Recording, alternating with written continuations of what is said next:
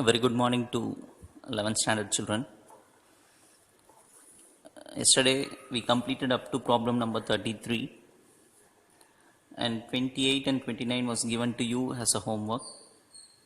So whenever I am giving a homework to you, I want you to do that problems and send it to me. Don't do the homework and keep it with yourself. I want you to send it to me. Okay, we have seen three types of transformation of curves. That is, first one, reflection. Second one is translation, and third is dilation. We are going to see a problem based on it in this continuation class. Problem number 34. Write the steps to obtain the graph of the function y is equal to 3 into x minus 1 whole square plus 5 from the graph of y is equal to x square. I repeat, write the steps to obtain the graph of the function. This is the function given from the graph of y is equal to x square. So what is the meaning is, we should first draw the graph of y is equal to x square. Using this, we need to write the steps of obtaining this graph. So in our answer, we will start like this. That is, we will first try to draw the graph of y is equal to x square. So this is y is equal to x square. This is the graph of y is equal to x square. You know very well, you have studied in your 10th standard. If a graph goes like this, it is represented, which passes through origin, can be called as y is equal to x square. Again, this is a rough diagram. Y is equal to x square is the graph which looks like this. So using this, what we are going to do is how to frame this graph using this. So in step 1, we write like this: the graph x minus 1 whole square. That is, you leave 3, you leave 5. Since we know x square, first we are writing how to frame x minus 1 whole square. So x minus 1 whole square can be first drawn using y is equal to x square. So that is called, it is step 1. The graph x minus 1 whole square is nothing but it shifts towards right for 1 unit. Can you guess why it is? Because minus 1 is present here. X minus 1 means I should shift the graph to 1 unit to the right hand side. Suppose if it is plus here, instead of x minus 1, suppose if it is x plus 1, then the graph will shift towards the left hand side for 1 unit. Since it is minus 1, the graph will shift towards right hand side for 1 unit. Some rough diagram is shown here. If you see this diagram, now see this is the original diagram. If you see this graph actually shifts from origin to 1 unit. So actually this is 1. The graph shifts in the right hand side. Which graph? X minus 1 whole square. So in this question, now we have said how to frame x minus 1 whole, how to draw x minus 1 whole square. In the next step, we will see how to draw 3 into x minus 1 whole square. So in step 2, with x minus 1 whole square, we are just including 3.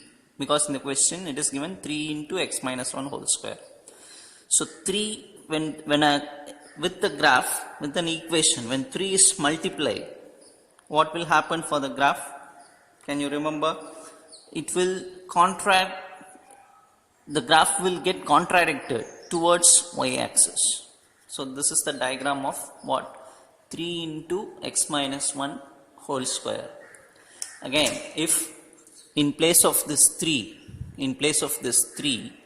if 1 by 3 is present, in place of 3, if 1 by 3 is present, then the graph will expand like this. Again, the intersection point is 1, but the graph looks expanded. Since 3, the graph gets contracted towards y-axis. So 3 means we should contract the graph. That is called step 2. Still one more term has to be included to complete the graph. That is this. That is written in the step 3. So the graph 3 into x minus 1 whole square plus 5. What is the meaning of plus 5? Y value is increased by 5, rises upwards by 5 units. So if you see this graph and this graph, everything is same, just this graph gets shifted upwards to 5 units. This is 5 in y-axis. So from this point, the graph gets shifted upwards for 5 units because of this plus 5. So what is the first step that we draw? First step we have drawn is x minus 1 whole square. First we have drawn x minus 1 whole square. How we have drawn this? Shifting the graph to the right hand side for 1 unit because of this minus 1. Then if 3 is included, the graph gets contradicted. Then plus 5 means the graph gets shifted upwards for 5 units. So this is the final graph. Again, in the examination, you need not draw these diagrams. These diagrams are just rough diagrams. Only they are asking us to write the steps. So if you write the steps, that itself is enough. Just for our understanding, we are drawing the rough diagram, right? We will go for the 35th sum. From the curve y is equal to sin x, graph the functions y is equal to sin of minus x, second subdivision y is equal to minus of sin of minus x, third one y is equal to sin of pi by 2 minus x. So these are the 3 subdivisions that we have to draw using this graph. Again, this is not given to us, this also we are going to draw. So y is equal to sin x, we have to draw. Using that graph, we are going to draw 3 more graphs. Okay, now first we will try to draw the graph of y is equal to sin x. So x-axis, y-axis, and if you know, for this you should know trigonometric values.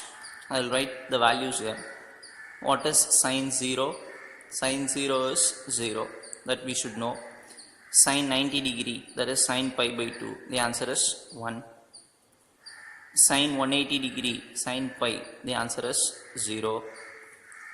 Similarly, sin 3 pi by 2, that is sin 270 degree, the answer is minus 1. So these are all the set of values that we should know. Similarly, for in the left hand side also the same thing. Now using these values, I am drawing the graph. If you see the graph in x-axis, actually this is origin 0.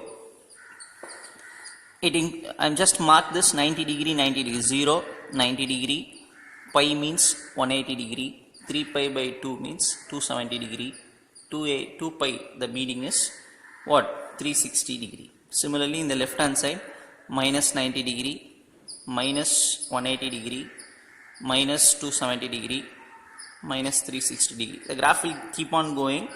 We will just draw up to this. Even after this, diagram will go, but if we draw up to this, it is enough. And also we should know the range of sine function is minus 1 to plus 1. Also we should know range of sin x, that is sin x can take values between minus 1 and plus 1. Sin x maximum, the least value is minus 1 and the maximum value is 1. Up only from this to this sin value can lie. So if you see the graph, sin 0 is 0. So the graph passes through origin. Sin 0 means 0. So 0 comma 0 is a point. Similarly, 90 degree, sin 90, the answer is 1. So if you see sin 90, this is 90 degree, right? For sin 90, if you see y value, it will touch 1. This is 1 and this is minus 1. So for 90 degree, sin value is 1. So the graph goes like this. Again, the value gets reduced. When the angle changes from 90 to 180, the value gets decreased from 1 to 0.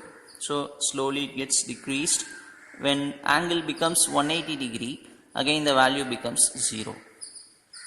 Similarly, after 0, still it will get decreased. And when 3 pi by 2, that is 270 comes, it gets the least value called minus 1. Again it keeps on increasing and goes. When 360 comes, again it comes back to 0. Because sin 2 pi, the answer is 0. So we should know all these things. Sin 2 pi, the answer is what? 0. So we are drawing the diagram using these values. If you see, sine curve passes through origin and it goes maximum, it can go up to only 1, then it gets reduced, coming to 0, going back to -1, coming back to 0. Same thing in the left hand side also. 0 reduces, goes to -1, gets increased, coming back to 0, goes to maximum value 1, coming back, reduces and becomes 0 at -2 pi. Even it goes like this. Just we are drawing a part. So this is the graph of y is equal to sin x. If you see sin 90, answer is 1. If you see sin 0, answer is 0. If you see sin pi, answer is 0. Sin 3 pi by 2, answer is -1. So using these values, we are drawing this graph. So try to know how to draw the graph of sin x. This is the answer for this. From the curve y is equal to sin x, we have drawn the curve y is equal to sin x. What still we need to find out? We need to find out 3 more things. First one is y is equal to sin of minus x. So in the angle, the sign changes. In the angle, the sign changes. And you know, in 10th standard, you have studied this result also. I'll write this result in the rough column. Sin of minus x is equal to minus sin x.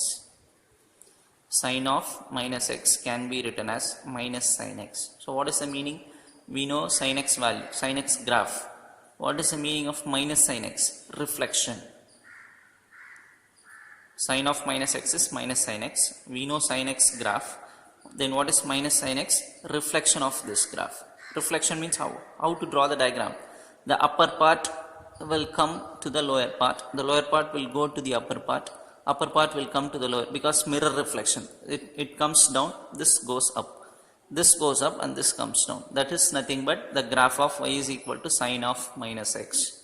So that is how we are going to draw the diagram for y is equal to sin of minus x. You just see this diagram. I am going to show you the diagram of this, which is a reflection of this graph. Right? We will see the diagram. So this is the graph of y is equal to sin of minus x. If you see there, you just compare this with the previous diagram. There this part will lie in the upper side. Now just that part is coming to what? Under y axis it comes. Sorry, under x axis it comes. If you see this part in the previous diagram, this was lying downwards. Just it went upwards because of reflection. This graph is nothing but the mirror image of the previous graph sin x. What is the reason I said? Because sin of minus x can be written as minus sin x. So minus sin x means sin x graph we know. Minus sign means just draw the mirror image of the previous one. So this is nothing but the answer for what? Sin of minus x. Next subdivision, second subdivision. The question is this: y is equal to minus of sin of minus x. Just now we have seen, if you see, this is equal to, I am going to put this minus sign as it is. What is sin of minus x? If you see, what is sin of minus x? Minus sin x. So again I am going to write minus sin x. So these two becomes plus. So again I am going to get sin x only. Right? So for y is equal to minus sin of minus x, we are going to draw the graph of only sin x, because this is nothing but sin x. So again you draw the same graph for sin x that we have drawn in the first diagram. The same thing will come here. Could you able to understand? Similarly, the next question is asked like this, that is sin of the third subdivision. I want you to try by yourself by using the formula that you studied in 10th standard. You know sin of 90 minus theta, sin of 90 plus theta. So according to that, think and try to do the third subdivision by yourself. So with this, we are completing the first unit. Unit 1, very simple, only we did 35 sums. Many more sums are there in the examples. You also practice those problems, but the main thing is, what are all the problems that we did in the classwork? All these 35 sums, you should be very well thorough with it. Otherwise, it is difficult. So just try to learn all the 35 sums, and if any change in the question, that is number is changed, you should be able to do that also. And you go through the example sums. If you have the textbook, go through the example problems also, and try to thorough the first unit as soon as possible. Okay, now we will move for second chapter. Before that, homework is given. Do it in the same notebook by putting the proper number. So when you take your classwork, and if you see, you should have problems from 1 to 35 in a sequence order. There should not be any problem, there should not be any sum which is left undone, right? 1 to 35 you should have in your classwork. If you don't know any of the homework problems, just ask me, otherwise go through the video of similar type of a problem and try to do that. Okay, now we will pass on for second unit.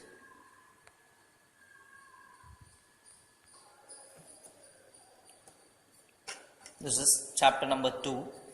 While writing in your classwork, start this in a new page, and also fill the index column. When we start a new chapter, fill the index column, put the date and write the chapter name in the index column also. The chapter name that we are having in our chapter 2 is Basic Algebra. This is our second chapter, Basic Algebra, which is nothing but very well famous topic for us, because algebra we are studying from the lower class itself, from 6th standard itself. We are familiar with what is algebra, right? So here, what are all the things that we are going to discuss? First is real number system. Real number system is the heading, under which we are going to discuss few types of numbers, out of which the first one is rational numbers. And you might have known this definition already in your 9th standard itself, or even in your 7th and 8th also. Rational numbers. What are rational numbers? Numbers of the form P by Q. Numbers of the form P by Q are called rational numbers. As simple as that. Any number which is of this type can be called as a rational number.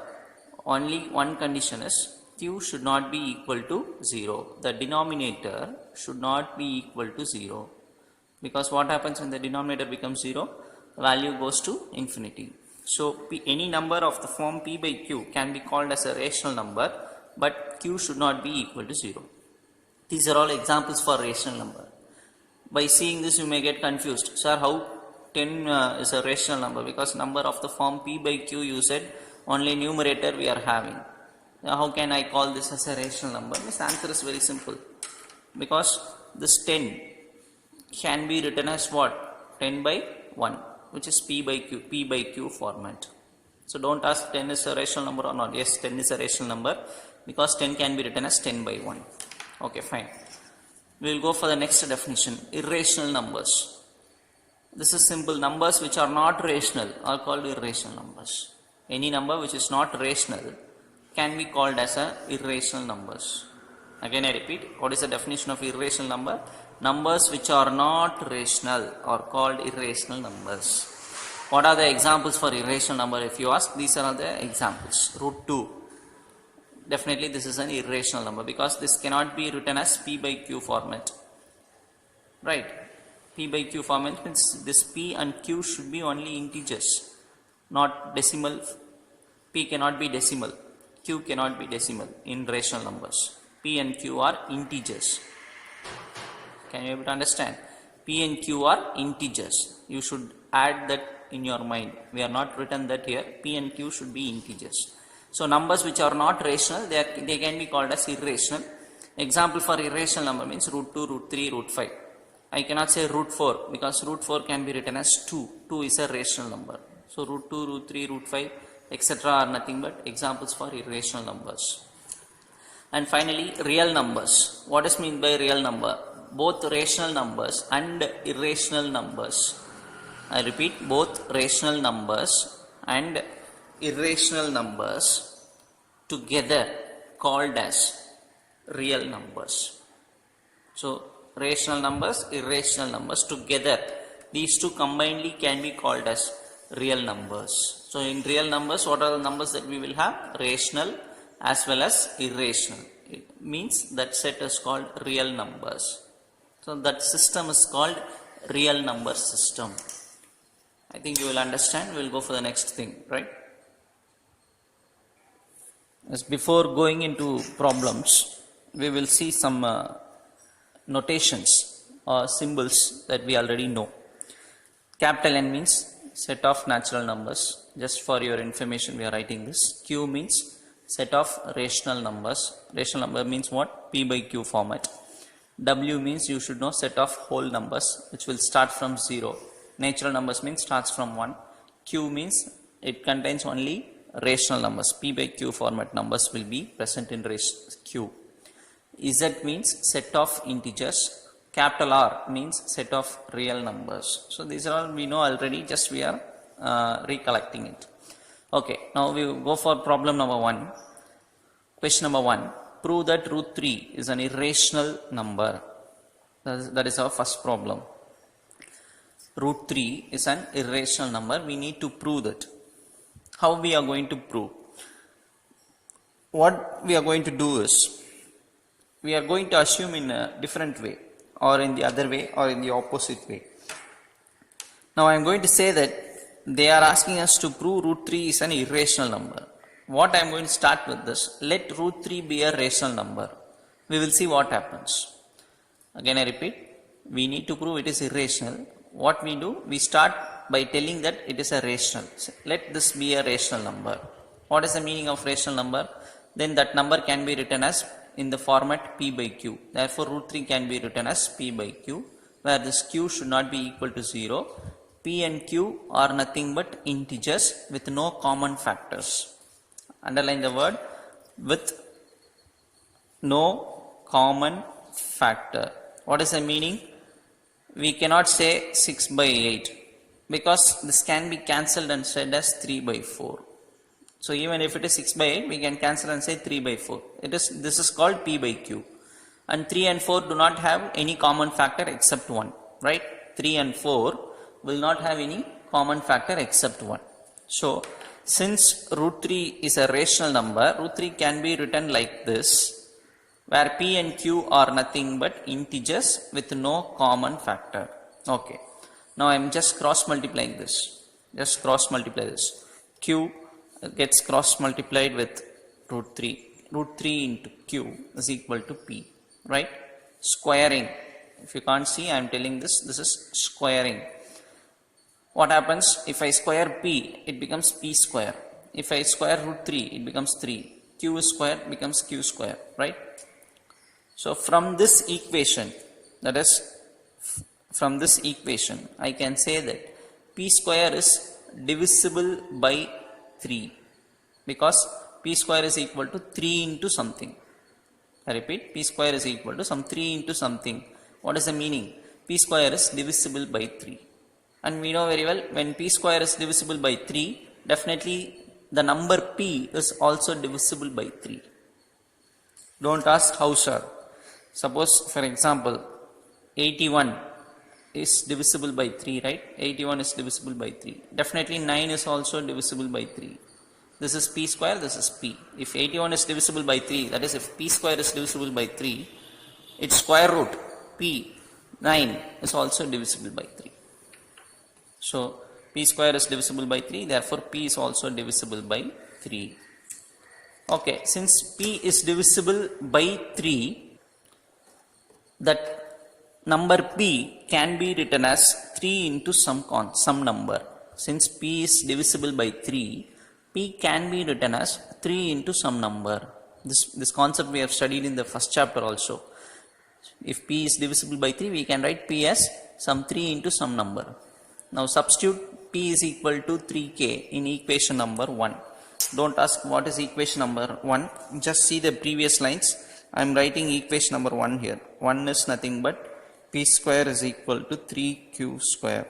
This is called equation number 1.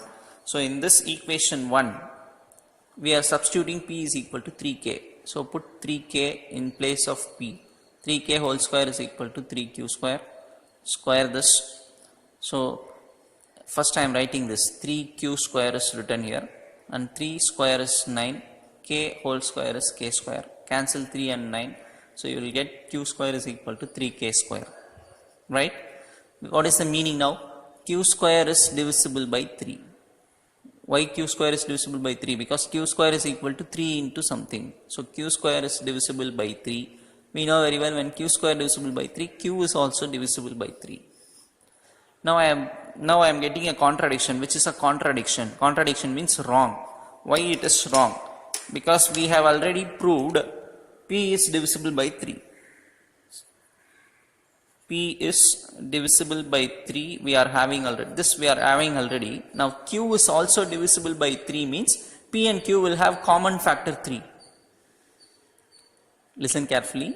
We have already proved p is divisible by 3. Now we are getting q is also divisible by 3. What is the meaning?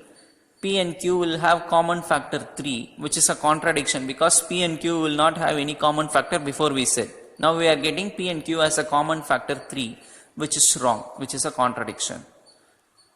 What is the reason for this contradiction? Because p and q will not have any common factor. Therefore, our assumption is wrong. What is our assumption? Our assumption is root 3 is a rational number. In first line we said our assumption, let root 3 be a rational number, which is wrong. Now since our assumption is wrong, we will say root 3 is an irrational number. So we have proved that root 3 is an irrational number using the method of contradiction.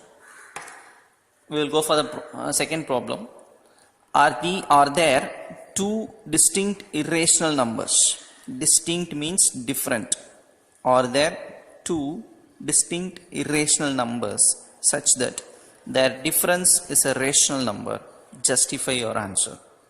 What they are asking, is there any possibility of having two different irrational numbers such that when we subtract them, difference means what? When we subtract them, the answer will be a rational number. If it is so, you justify your answer. So what we are trying to do here is, yes, in the beginning itself we said yes, there can be two distinct irrational numbers such that the difference becomes a rational number. Yes, we said we are going to give the reason for it. Now let us take two irrational numbers. This is one irrational number, this is another irrational number. Clearly this is different from this because 2 plus root 7, this is 3 plus root 7. Definitely they are not equal, right? This is different from this. Could you able to understand? Okay, now what I have to do? Now I should subtract these two. So what I am doing is, I am taking this minus, write the second one. Just bring this minus inside. You know, you will understand this step. 2 plus root 7 minus 3 minus root 7. Root 7 minus root 7 cancel. 2 minus 3 becomes minus 1. What is minus 1?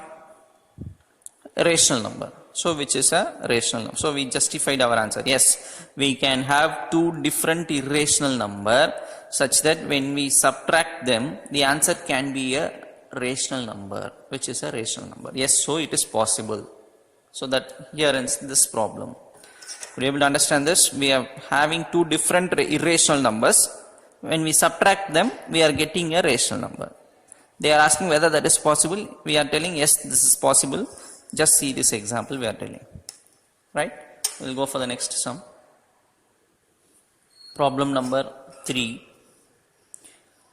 Find two irrational numbers such that their sum is a rational number. Can you find two irrational numbers whose product is a rational number? So two types of question was asked to us. First one is find two irrational numbers such that their sum means addition, so such that when we add them, we will get a rational number. Second question is, can we able to find two irrational numbers when we multiply them? Product means multiplication. Can we get a rational number? This is the question. So for that, what we are giving the answer as, we are taking two irrational numbers. 3 plus root 5, definitely this is an irrational number. 3 minus root 5 is another irrational number. So we have taken two irrational numbers like this and we are adding them. See, this and this we are adding. What happens? Plus root 5 minus root 5 gets cancelled. 3 plus 3 is 6, definitely which is a rational number. So we have answered for the first question. Second question, product. We are going to take the same two irrational numbers and multiplying them. What is a plus b, a minus b formula? A plus b, a minus b. Can you tell what is a plus b, a minus b? Before I am writing, try to tell by yourself what is a plus b and into a minus b. The formula is a square minus b square. Okay, what is a here? 3 is a, right? So a square means 3 square 9 minus b is root 5. B square means root 5 whole square. That also we should know. Root 5 whole square, what is the answer? 5. So 9 minus 5, 4, which is also a rational number. So we have answered for the second question.